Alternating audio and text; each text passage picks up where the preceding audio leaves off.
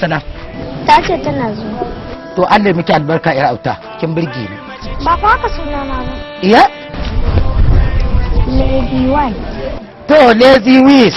My name is your Liz Whiz. Ladidi kenan. Ai kwa kaki nan a ledayai. Ba fa haka ba.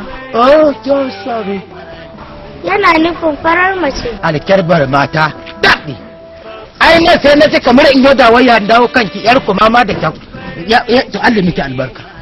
Fadalla. Manya-manya taro kenan ya garin. Ya gida ya kokari ya himma.